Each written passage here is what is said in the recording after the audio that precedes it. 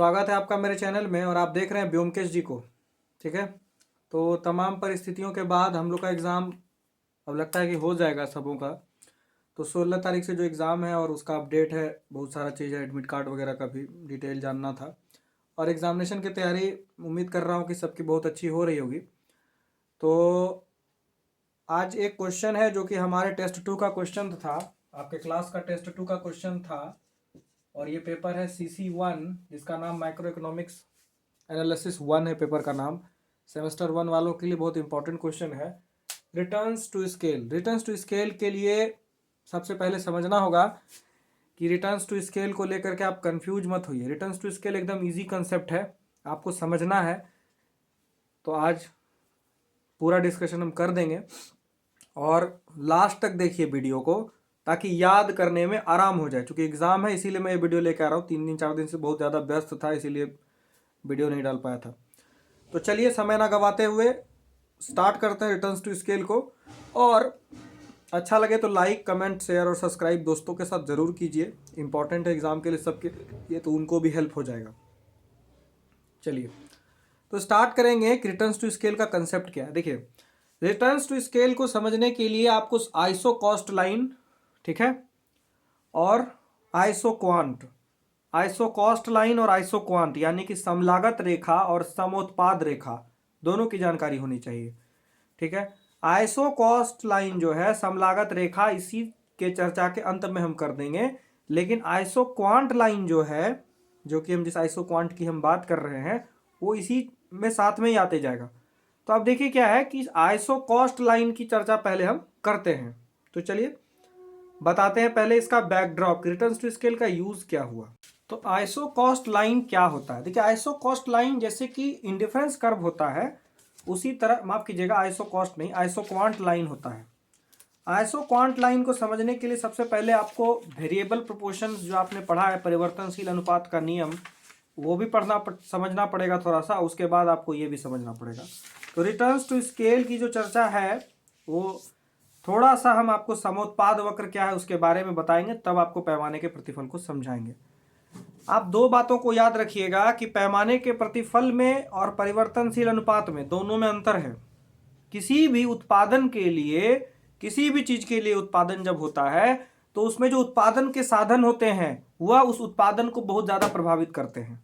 ठीक है, अब उत्पादन को जब वो प्रभावित करते हैं साधनों के मदद से, या साधन उत्पादन को प्रभावित करते हैं, तो उत्पादन को किस तरह से प्रभावित करते हैं, तो साधन के अनुपात में हम वृद्धि कर सकते हैं, कमी कर सकते हैं, या नियत रख सकते हैं, मतलब कांस्टेंट रख सकते हैं। इसीलिए पैमाने का प्रतिफल जो है वो दोनों तरीके से, तीनों तरीके से बताया गया, कांस्टेंट, इंक्रीजिंग और डिक्रीजिंग। अब यहां पर एक बातें हैं जो हम आपको बता रहे थे कि समोत्पाद क्या है। समोत्पाद वक्र रेखा वह रेखा है जिस पर उत्पादन के सभी साधनों के मदद से जो संयोग बनते हैं वो समान होते हैं, जैसे तटस्थता वक्र रेखा होता है उसी तरह समोत्पाद वक्र रेखा में हम साधन के समान संयोग को समान संतुष्टि से उत्पादित करते रहते हैं, या समान तरीके से उत्पादित करते हैं, समोत्पाद उसका नाम पड़ा। तो समोत्पाद वक्र के बाद अब क्या आता है कि किसी भी चीज के उत्पादन में साधन जो है बहुत ज्यादा महत्व रखता है।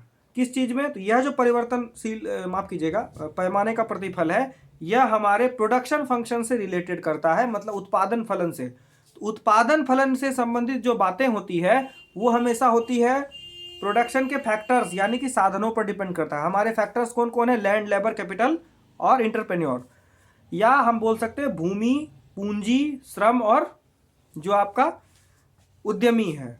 यही 4 पार्ट है इसमें। अब कहता है क्या कि यह चारों साधन जो है, उस साधनों में अगर हम कुछ को स्थिर रखें और कुछ में बदलाव करें, तो वो साधन बदलेंगे और उसका जो प्रभाव होगा उसका अध्ययन हम परिवर्तनशील साधन में करेंगे। परिवर्तनशील अनुपात के नियम में पढ़ते हैं कि कुछ साधनों को स्थिर रखते हैं और कुछ साधनों में बदलाव करते हैं। लेकिन जब सभी साधनों को बदलना शुरू कर देंगे, मतलब जो हमारा प्रोडक्शन का फैक्टर्स है उसमें सभी चीजों को बदलना शुरू कर देंगे, उसका अध्ययन हम परिवर्तनशील अनुपात में नहीं करके पैमाने के प्रतिफल में करते हैं। क्योंकि पैमाने का प्रतिफल ही एक ऐसा साधन है जिसमें क्या होता है कि हम सभी परिस्थितियों में क्या कर सकते हैं, हर एक साधन को बदल कर अपने उत्पादन में प्रभाव पूर्ण बदलाव कर सकते हैं। अब इसमें हम क्या अध्ययन करते हैं? इसमें हम ये अध्ययन करते हैं कि अब देखिए आपका जो आंसर है कि हम इसमें इस बात का अध्ययन करते हैं कि जब किसी वस्तु के उत्पादन में प्रयोग होने वाली सभी साधनों को बढ़ाया जाए तो उसका उत्पादन पर क्या प्रभाव हो। बढ़ाया जाए, घटाया जाए, बदला जाए, ऐसा कोई भी लैंग्वेज होगा तो सब चीज उसमें जायज है। तो क्या होगा, इसका क्या प्रभाव पड़ता है? मतलब हमने साधनों को बदला, मान लीजिए लैंड चेंज किया, छोटा जगह से बड़ा जगह किया, भूमि जिसको हम कह रहे हैं, लेबर 5 काम करते थे 10 लगाया, कैपिटल 100 रुपए थी 200 रुपए लगा दिया, तो उससे क्या होगा? कुछ न कुछ तो बदलेगा अगर हम बढ़ाएंगे तो। ठीक है, तो रिटर्न्स टू स्केल कांस्टेंट भी हो सकते हैं, यानी पैमाने का प्रतिफल नियत भी हो सकता है, स्थिरांक भी हो सकता है, पैमाने का प्रतिफल इंक्रीजिंग भी हो सकता है और डिक्रीजिंग मतलब वर्धमान हो सकता है या घटते प्रतिफल पर भी प्राप्त होता है। ठीक है, इससे सभी साधनों या स्केल को, स्केल यानी रिटर्न्स टू स्केल का मतलब पैमाने का प्रतिफल, स्केल मतलब जो आपका पैमाना है, इंक्रीजिंग, रिटर्न और डिक्रीजिंग, कांस्टेंट और तीनों होते हैं। यदि सभी साधनों को स्केल को एक विशेष अनुपात में बढ़ाया जाए तो परिणाम स्वरूप उत्पादन भी उसी अनुपात से बढ़ेंगे, तो कांस्टेंट रिटर्न टू स्केल प्राप्त होगा। मान लीजिए 50 मजदूर 2 लाख रुपए और 10 कट्ठा जमीन, इस पर हम किसी चीज का उत्पादन कर रहे थे, हमने सभी चीजों में बदलाव किया, 50 के बदले 100 किया, 2 लाख के बदले 10 लाख 4 लाख कर दिया और 10 कट्ठा के बदले 20 कट्ठा कर दिया। तो हमने क्या किया, एक निश्चित अनुपात में सभी चीजों में एक समान वृद्धि की, इसीलिए कांस्टेंट रिटर्न्स टू स्केल प्राप्त हुआ। लेकिन अगर यही वृद्धि करने से, साधनों में वृद्धि करने से उत्पादन में कांस्टेंट रिटर्न्स से ज्यादा हो, मतलब थोड़ा ज्यादा प्राप्त हो, समझिएगा ध्यान से कि अगर हम 50 मजदूर 2 लाख रुपए और 10 कट्ठे जमीन पर 100 यूनिट का प्रोडक्शन बनाते थे किसी ऑब्जेक्ट का, मान लीजिए कि कपड़ा बनाने का काम, शर्ट बनाने का काम होता था, वहां पर 100 शर्ट बनता था 50 मजदूर और 2 लाख रुपए की मदद से। यानी अगर हम इसमें बदलाव करें, 50 के बदले 100 कर दें, 2 के बदले 4 कर दें और 10 के बदले 20 कट्ठा जमीन कर दें, तो 100 के बदले 200 शर्ट का प्रोडक्शन शुरू हो गया। यानी स्थिरांक जो है, जो कांस्टेंट तरीका था कि जितना हम प्रोडक्शन कर रहे थे उसमें जो साधन की जो परिस्थिति थी, जितनी पहले थी वही बाद में भी हो गई, और वह बदलाव जो है इस तरह से दिखाता है जो कि हम आपको बता रहे हैं अभी। अब इंक्रीजिंग रिटर्न्स टू स्केल के कांस्टेंट में यही होता है कि जितना कांस्टेंटली आप बदलिएगा सब चीज को तो वो बदल जाएगा, लेकिन इंक्रीजिंग में क्या होता है कि यह जो बदलाव होता है वो कांस्टेंट रिटर्न से कुछ ज्यादा होता है, इसीलिए उसका नाम इंक्रीजिंग दिया गया। और साधनों के वृद्धि करने पर अगर बदलाव में पहले से या कांस्टेंट रिटर्न से कम आने लगे तो वो घटता हुआ प्रतिफल है, यही नियम है। हम इसको एक बार अच्छे से पढ़ देते हैं। परंतु यदि सभी साधनों के बढ़ने से उत्पादन में अधिक अनुपात में वृद्धि हो, अगर अधिक अनुपात में जितना हो रहा था उससे ज्यादा होने लगे तो वो इंक्रीजिंग कहलाएगा। अगर वृद्धि करने से उत्पादन में जितना हो रहा था उससे कम होने लगा तो डिक्रीजिंग कहलाएगा। सभी साधनों को दुगना से बढ़ा दिया जाए तो उत्पादन भी दुगना बढ़ जाएगा, दुगना से घटा दिया तो दुगना से उत्पादन भी घट जाएगा। तो इंक्रीजिंग रिटर्न्स टू स्केल प्राप्त कब होंगे? यदि सभी साधनों की मात्रा को बढ़ाने से उत्पादन के अनुपात में कमी वृद्धि हो जाए, मतलब उत्पादन के अनुपात में कमी आ जाए तो डिक्रीजिंग रिटर्न्स टू स्केल प्राप्त होगा। उपर्युक्त उदाहरणों से दोगुने से अधिक प्राप्त होने पर डिक्रीजिंग रिटर्न्स भी प्राप्त हो सकते हैं। अब कहता है इसके लिए थोड़ा सा इक्वल प्रोडक्ट मैप समझना पड़ेगा जो कि बहुत जरूरी है। अब देखिए, अब यहां पर क्या होगा कि मैंने 2 ग्राफ लेना है। अगर हम ये लाइन ऐसे ऐसे खींच रहे हैं और ये लाइन को भी यहां से ऐसे ऐसे खींच रहे हैं, अगर हम आपको पूछेंगे इसमें से कि कौन सा इसमें समोत्पाद वक्र है और कौन सा इसमें तटस्थता वक्र है तो आप नहीं बता पाइएगा, एक ही जैसा लगता है दोनों। लेकिन अगर हम यहां पर आपको 1 2 और 3 सिर्फ लिख दें और यहां पर हम 400, ठीक है, यहां पर 300 और यहां पर हम 200 लिख दें, तो जहां पर यह मान लिखा हुआ है, जहां पर वैल्यू लिख दिए हम 400 300, वो हो गया समोत्पाद वक्र। और जहां पर 1 2 3 लिखा हुआ है इसका मतलब ये इंडिफरेंस कर्व है। ठीक है, और इंडिफरेंस कर्व एक दूसरे को काटती नहीं है, समांतर होती है, आपने परिभाषा ही पढ़ा है। अब ये जो है ये वाला पार्ट, इसको समझिए, इसको छोड़िए, इसको, ये है इक्वल प्रोडक्ट मैप। इसका नाम क्या दिया गया? इसका नाम दिया इक्वल प्रोडक्ट मैप ग्राफ में। ठीक है, इक्वल प्रोडक्ट मैप दिया गया। ठीक है, इंडिफरेंस का मैप नहीं है यह है इक्वल प्रोडक्ट मैप, या हम इसको आप बोल सकते हैं इसका नाम आइसोक्वांट। ठीक है, आइसोक्वांट बोल सकते हैं। ठीक है, आइसोक्वांट में आपको पता है ना कि वैल्यू लिखा रहेगा, यहाँ पर सिर्फ IC या 1 2 3 लिखा रहेगा रोमन में, IC1 IC2 लिखा रहेगा, तो वो इंडिफरेंस कर्व होता है। तो चलिए, यही आइसोक्वांट जो है वो हमें जो इक्वल प्रोडक्ट मैप दिया उसी पर चर्चा होगी। अब ध्यान से देखिएगा।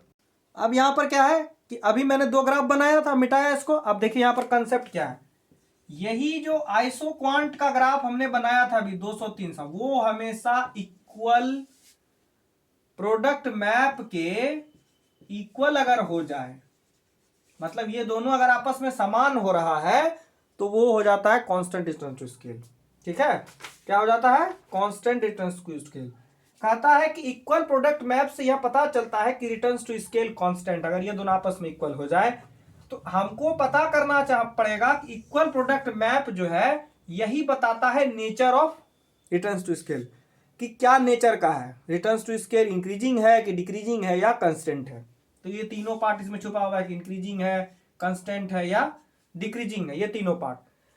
कहता है कि यदि जो उत्पादन की समान वृद्धि को दर्शावे एक दूसरे के समान दूरी पर स्थित हो, इसका अर्थ होगा कि रिटर्न टू स्केल कांस्टेंट है। निम्न चित्र से इसको समझिए। देखिए, अब चित्र बनाते हैं, समझाते हैं आपको। चलिए देखिए, अब इसका चित्र बन गया। चित्र में ये ओरिजिन हो गया, ये एक्स एक्सिस हो गया, ये वाई एक्सिस हो गया, हमने चित्र बनाया। अब चित्र बनाने के दौरान समझना होगा कि मान लीजिए कि ये एक पहला लाइन है ABCD, यहां पर ABC 3 लिखा, एक और दे देते हैं, चलिए 4 हो जाएगा D, और यहां पर हमने दिया A dash B dash C dash D dash, यहां पर D double dash C double dash B double dash और A डबल डैश, ये हमने यहां पर दे दिया। अब देने के बाद इसको समझना, सबसे बड़ा बात है ग्राफ बना तो लेंगे लेकिन लिखेंगे क्या? लिखना बहुत इजी है, इसमें जो बातें यहां पढ़ेंगे उसी को लिख देंगे लैंग्वेज में, और कुछ नहीं करना है। तो देखिए ग्राफ कैसे बनाते हैं। ग्राफ बनाने का टेक्निक है कि आप पहले इसको गोल गोल मत बनाइएगा, पहले यहां से 3 लाइन निकाल लीजिएगा, फिर ऐसे ऐसे ऐसे करके अपने अंदाज से स्केल से नाप नाप के दे दीजिएगा परीक्षा में। अब तरीका क्या, आइसोक्वांट या इक्वल प्रोडक्ट मैप किसको कह रहे हैं? तो कहने का टेक्निक है, कांस्टेंट रिटर्न्स टू स्केल की स्थिति में यदि ओरिजिन से स्ट्रेट लाइन खींचा जाए, कहां से खींचा जा रहा है? ओरिजिन ये है मेरा, यहां से हम स्ट्रेट लाइन 3 अलग अलग दिशा में खींच रहे हैं, ठीक है, और उन पर इक्वल प्रोडक्ट कर्व के बीच की दूरी समान हो जाए। अब इक्वल प्रोडक्ट कर्व कौन है भाई? ये आपका हुआ, ये जो गोल गोल देखते हैं ना, कॉन्वेक्स टू ओरिजिन इसका प्रॉपर्टी होता है, यही है मेरा इक्वल प्रोडक्ट मैप। ये जो ऐसे चांद जैसा बना है गोल गोल, वो है इक्वल प्रोडक्ट मैप, और यही आइसोक्वांट के बराबर होता है। ठीक है, और ये आइसोक्वांट के बराबर होता है, मतलब अगर हम इस लाइन को मिटा दें तो वो आइसोक्वांट ग्राफ बनेगा, लेकिन जो लाइन खींच दिए साथ में तो वो आइसोक्वांट ग्राफ ना होकर के इक्वल प्रोडक्ट मैप हो गया। अगर यहां पर OA AB BC CD की दूरी समान हो जाए, OA dash AB dash BC dash CD set की दूरी समान हो जाए, या O double dash A double B dash B double dash C dash C double dash D dash की दूरी समान हो जाए, तो ऐसी परिस्थिति में कांस्टेंट डिस्टेंस टू स्केल प्राप्त होता है। अब यहीं पर मैडम क्या बोल दी थी कि फिगर हम बना दिए, आप हिंदी अपने से लिख लीजिएगा, इसका एक्सप्लेनेशन क्या लिखना है, इसमें कुछ नहीं, एक लाइन है। सुनिए ध्यान से, वीडियो लास्ट तक जरूर देखिए, स्किप मत कीजिए। यहां पर लिखेंगे कि कांस्टेंट रिटर्न टू स्केल की स्थिति में यदि ओरिजिन से 3 लाइन खींचा जाए, जो खींचे, जो किए वही करेंगे, तो उन पर इक्वल प्रोडक्ट कर्व के बीच की दूरी समान होने से कांस्टेंट रिटर्न टू स्केल प्राप्त होगा। यहां अब क्या करेंगे, किस किस पर लाइन खींचे? तो मान लीजिए ये लाइन एक OP था, ये OQ था, ये R था, तो जिस पे जो जो खींचे हैं उसको खाली लिख दीजिए। ये लाइन हमने बोला जो कांस्टेंट डिस्टेंस की स्केल की स्थिति में जो हमारा ओरिजिन है वहां से हमने 3 स्ट्रेट लाइन खींचा और उन पर इक्वल प्रोडक्ट मैप की दूरी समान है, ये बोले ना, इसको खाली आप लैंग्वेज में हिंदी में बोले, अब इसको लिख दीजिए। अब कहाँ क्या क्या हुआ है, तो यहाँ पर OP है, तो OP पर क्या लिखा गया है, तो OP पर AB, माफ कीजिएगा मैं 1 मिनट बताता हूं देख करके, इस पर क्या लिखा हुआ है, OP लाइन पर, रेखा OP पर OA बराबर AB बराबर BC बराबर CD, उसी तरह रेखा कौन सी, OR पर OA डैश बराबर A डैश B डैश बराबर B डैश C डैश बराबर C डैश D डैश, और रेखा OQ पर OA डबल डैश माफ कीजिएगा A double dash B double dash और B double dash C double dash और D double dash C double dash D dash, यही 3 line लिखना है जिस पर आपको दिक्कत हो रहा है। क्या लिखना है भाई, कि कांस्टेंट इंटरनल स्केल केस की स्थिति में यहीं पर टेक्निक समझ लीजिए, बस तीनों लिख दीजिएगा अपने से, कोई प्रॉब्लम नहीं होगा। ठीक है, यहां पर क्या हो गया कि आइसो क्वांट की स्थिति जो बनी उसमें क्या हुआ कि यहां से ओरिजिन से हमने 3 लाइन खींचा और तीनों पर इक्वल प्रोडक्ट मैप समान हो गया, और जो समान हुआ उसको यहां पर लिख दिया ग्राफ का बात, बस इतने लिखना है। अर्थात अब यहां से अर्थात साधन को एक अनुपात में बढ़ाने पर उत्पादन में भी उसी अनुपात से वृद्धि हुई, अतः यहां पर कांस्टेंट इंटरनल स्केल हुआ, खत्म। कुछ इकोनॉमिस्ट का मानना है कि यदि सभी साधनों को आवश्यक मात्रा में बढ़ाना एवं घटाना संभव होता तो निश्चित रूप से कांस्टेंट इंटरनल स्केल प्राप्त होता रहता, लेकिन सदैव जो है एक समान अनुपात में हम क्या कर नहीं सकते हैं, सदैव एक समान अनुपात में सभी साधनों को बढ़ाना संभव नहीं है। इसका दो कारण है। इसका दो कारण क्या है कि कुछ साधनों की पूर्ति कम होती है और कुछ साधनों की दुर्लभ होते हैं। ठीक है, इसीलिए सभी साधनों को हमेशा एक परिस्थिति में बढ़ा नहीं सकते हैं। किसी साधन की कीमत के प्रभाव के कारण हम उसको बढ़ा नहीं सकते हैं। ठीक है, कुछ साधन अविभाज्य होते हैं, उसका पूर्ण उपयोग तभी संभव होता है जब उत्पादन बड़े पैमाने पर किया जाए। ठीक है, अब हम आपको कहेंगे घर पर रसगुल्ला बनाइए, संभव है?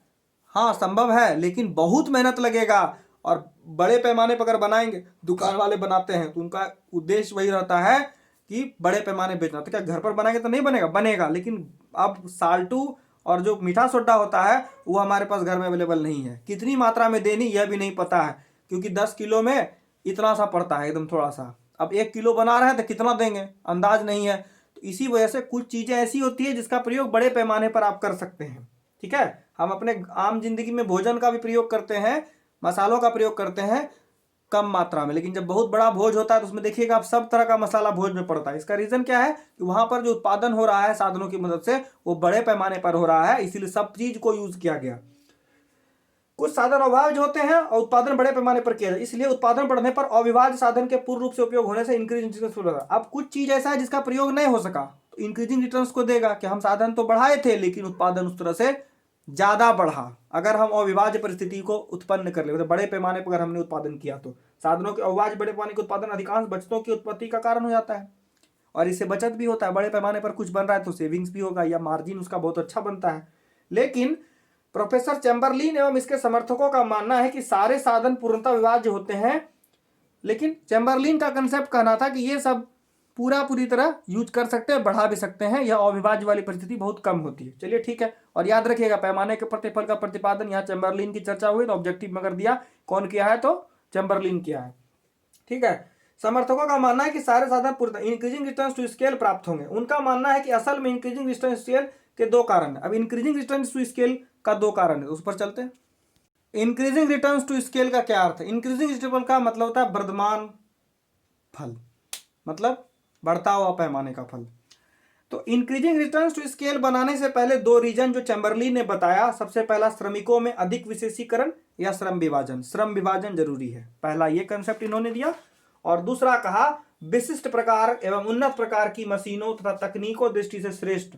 कभी कभी टेक्नोलॉजी और फैक्टर्स जो होते हैं हमारे फिक्स्ड फैक्टर्स, मतलब जो हमारे स्थिर साधन हैं उसमें भी बदलाव हम करेंगे। तभी मान लीजिए कि आज से 50 साल पहले प्रोडक्शन होता था तो ट्रेडिशनल तरीके से होता था, लेकिन अब जो होता है वो टेक्नोलॉजी, मॉडर्न और कंप्यूटर सब मिला के होता है, सब चीज का ध्यान हिसाब किताब रखा जाता है। अब हम चलते हैं इंक्रीजिंग रिटर्न्स टू स्केल में क्या कहता है। पहले कहा कि जिस समान परिस्थिति से साधन को बढ़ाया जाए अगर उत्पादन भी उसी समान परिस्थिति से बदल जाए तो कांस्टेंट हुआ, लेकिन यहां पर चेंज हो रहा है। कहता है कि यदि सभी साधनों में 25% की वृद्धि की जाए, मान लीजिए कि एग्जांपल कि 25% जो है हमने फैक्टर्स में क्या किया, वृद्धि किया, एरो ऊपर का मतलब वृद्धि किया, तो कहता है कि 45% की वृद्धि प्रोडक्शन में हो जाएगी। ये आपने फैक्टर्स में किया तो प्रोडक्शन में किस तरह से चेंजिंग हुआ, प्रोडक्शन में 45% का चेंजेस आ गया। मतलब देखिए कि 25% था, मतलब अगर हमारा 100 लगा रहे थे तो हम उसको 125 कर दिए फैक्टर्स को, तो अगर 100 वाले में मेरा 200 मिल रहा था कांस्टेंट में, तो अभी जो हमको कितना मिलने लगा, 290 के आसपास मिलने लगा।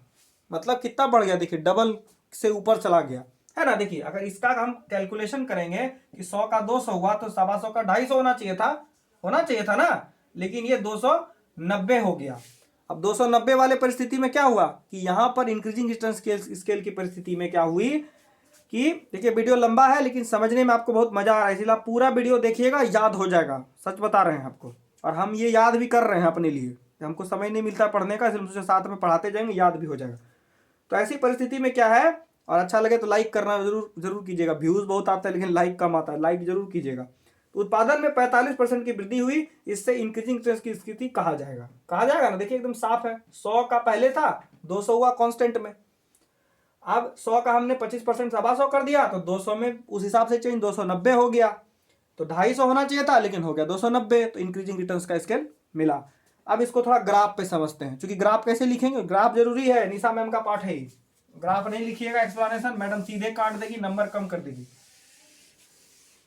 अब देखिए इसका ग्राफ हम बताते हैं आपको, कैसे बनाते हैं, हम बना के दिखाते हैं, पॉज नहीं करेंगे वीडियो। सबसे पहले ये ओरिजिन ऐसे खींच लिया, एक्स या वाई, और यहां से आपको कुछ नहीं करना है, 3 लाइन 3 डायरेक्शन में, 1 2 और 3, ठीक है। बीच वाला थोड़ा टेढ़ा हो गया, हम फिर से बताते हैं, ये हो गया।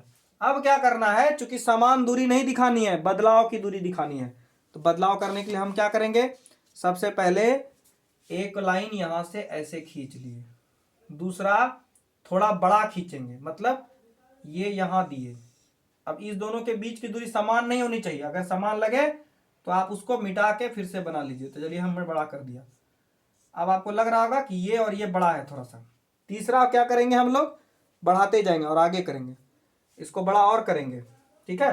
तो मान लीजिए यहां पर हमने दिखाया, फिर ये वाला पार्ट ऐसे आप दिखा दीजिए, और दिखाइए इस तरह से कि ये बढ़ते जा रहा है। अब यहाँ पर ओ, ये यही पी, यही क्यू, यही आर जो नाम था, फिर A dash, B dash, C dash, D dash, A B C D, A double dash, C double dash, यहाँ D double dash, B double dash, A double dash. अब क्या लिखना है, अब यहां पर वही चीज लिखना है जो हम लोग कांस्टेंट रिटर्न टू स्थिति में बोले थे ना, यहां पर वही लिख लेंगे। इंक्रीजिंग रिटर्न्स टू स्केल की स्थिति में जब हमने ओरिजिन से 3 स्ट्रेट लाइन खींचा, तो उसका जो है, उसका जो मैप था, जिसका नाम है, उस मैप का नाम क्या है, देखिए मैं भूल गया नाम, या समझाने के दौर में, उसका नाम था इक्वल प्रोडक्ट कर्व के बीच की दूरी असमान हो गई या बढ़ती हुई थी, ठीक है। यहां पर क्या लिखना है, कांस्टेंट रिटर्न्स टू स्केल, माफ कीजिएगा, इंक्रीजिंग रिटर्न्स टू स्केल की स्थिति में जब हमने ओरिजिन से 3 रेखाएं खींची स्ट्रेट लाइन,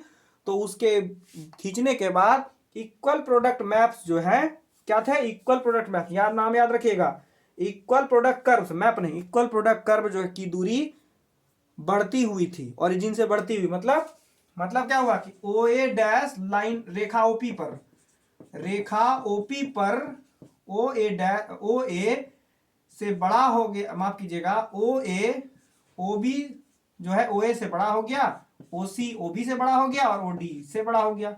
उसी तरह तीनों रेखा पर आप लिख दीजिए, रेखा ओ क्यू पर ओ ए डैश छोटा हो गया ओ बी डैश से, छोटा हो गया ओ सी डैश से, छोटा हो गया ओ डी डैश से।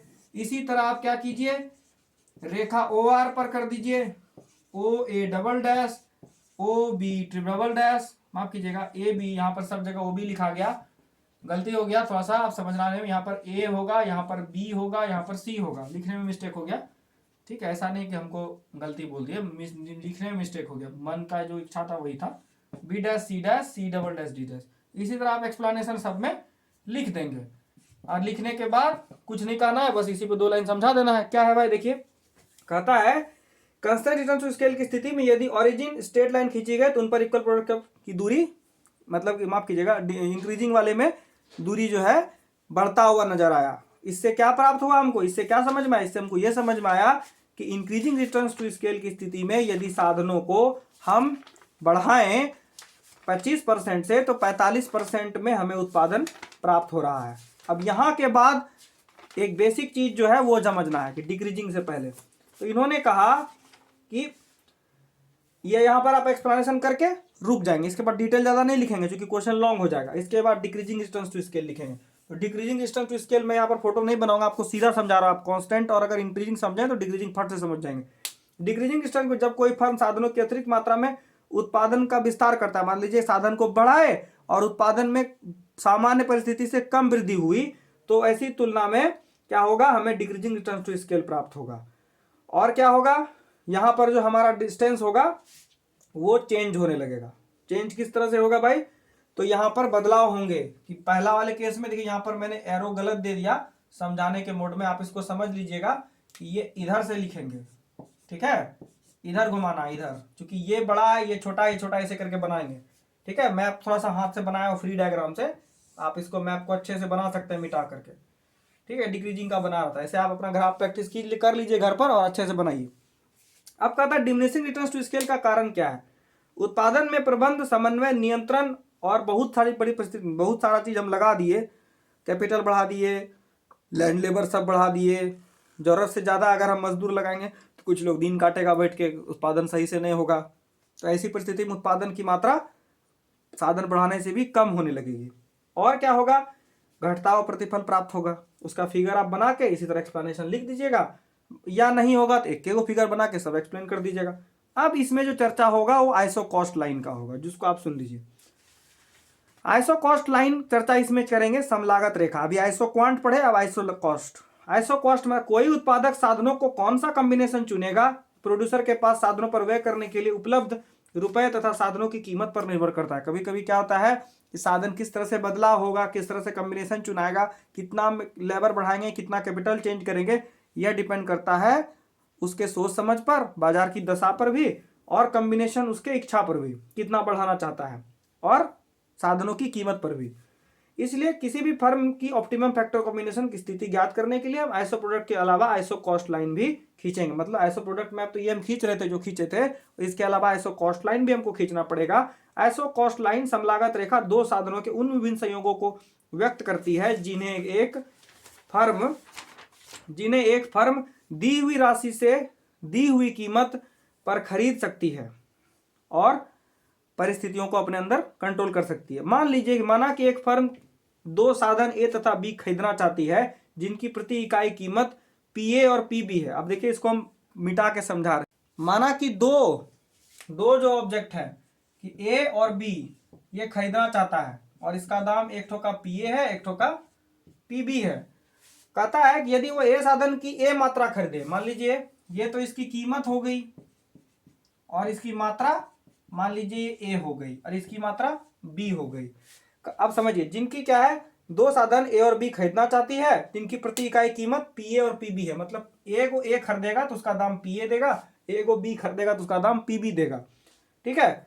ए तथा बी साधनों पर किया गया कुल व्यय। अब कुल व्यय क्या होगा, हम जब इस दोनों को खरीदेंगे, जितना खरीदेंगे तो इस दोनों का मल्टीप्लाई होगा, तो कुल व्यय पीए ए पीए होता है और इसका बी पीबी होगा। मतलब मात्रा में उस प्रति इकाई कीमत को मल्टीप्लाई कर देंगे। मान लीजिए कि 2 रुपया में एक बिस्कुट देता है तो जितना बिस्कुट खरीदे उतना 2 रुपया, उतना गुना 2 कर दिए, तो वो आपका क्या हुआ, कुल व्यय हुआ, ठीक।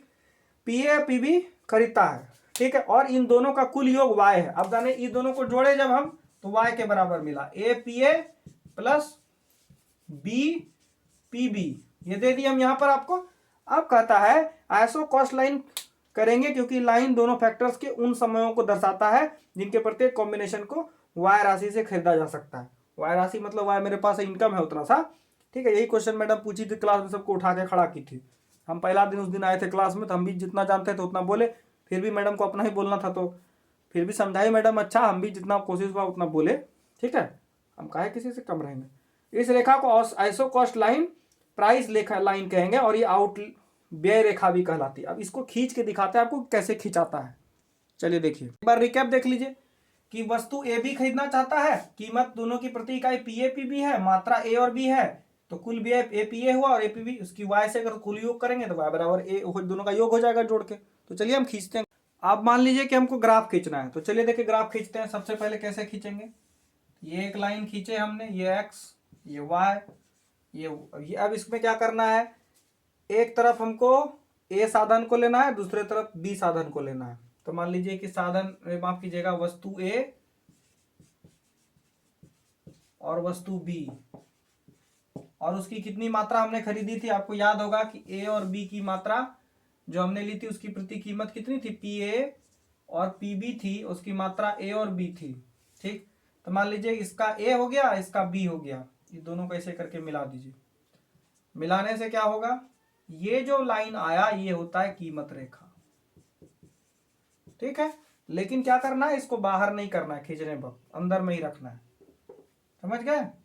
ये हो गया आपका कीमत रेखा। अब इसमें उपभोक्ता अपने परिस्थिति को कैसे सामान्य करेगा, तो देखिए समझिए।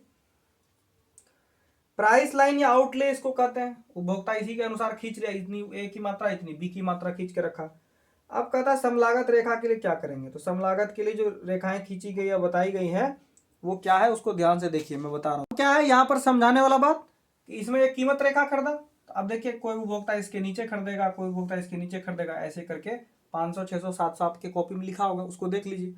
अब इसमें संतुलन बिंदु कैसे होगा, तो संतुलन बिंदु मात्र एक जगह होगा जहां पर उपभोक्ता की आय उसका ऐसे करके करेंगे और फिर ऐसे करके आप ग्राफ खींच दीजिए, ये आइसो क्वांट हो गया, कीमत रेखा से इसका अटैचमेंट हो रहा है। यही है मेन लास्ट का जो लिखना है, इसको पढ़ देते हैं हम एक बार। माना कि एक फर्म 500 रुपये में जो दोनों साधन पर खर्च करती है, पीए की मात्रा 10 और पीबी की मात्रा 100 है, तो उस परिस्थिति में क्या होगा, तो उस परिस्थिति में इसको पूरा लिखना है, मैडम लिखवाइए लास्ट में। उस परिस्थिति में आप क्या करेंगे, देखिए मैं बताता हूँ। एक एग्जांपल दिया कि माना कि 300 रुपये का खींचा गया ग्राफ, तो अब मान लीजिए कोई खींचेगा, जितना यूनिट जहाँ लेना, एक हाथ 10 लेंगे, तो मान लीजिए ये लाइन लेगा, माफ कीजिएगा, ये हो गया आपका 8, ये हो गया 10, ये 12, और इधर आपका ये 100 था,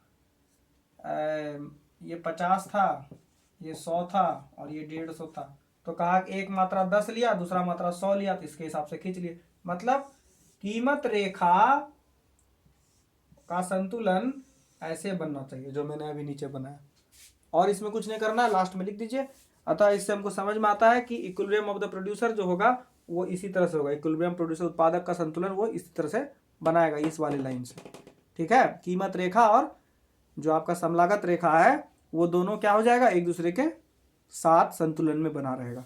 तो इस तरह से रिटर्न्स टू स्केल आपका समाप्त हो गया। इसमें कुछ विशेष नहीं था, थोड़ा लंबा वीडियो है। वीडियो देखने के लिए सबका बहुत धन्यवाद, थैंक यू फॉर वॉचिंग मी। और चैनल को लाइक कीजिए, सब्सक्राइब कीजिए, सपोर्ट कीजिए, सब चीज़ आवश्यकता है। और हम सेमेस्टर 2 से इसमें पूरा सिलेबस लाएंगे, क्योंकि समय का अभाव रहता है, लेकिन अगले सेमेस्टर से बहुत अच्छा डिटेल सिलेबस रहेगा आपका। हम ये सिलेबस शुरू कर देंगे अगले महीना के एग्ज़ाम के बाद। थैंक यू फॉर वॉचिंग मी, और आप लोग का सबका धन्यवाद, बहुत प्यार मिल रहा है। सब्सक्राइब कीजिए, थैंक यू।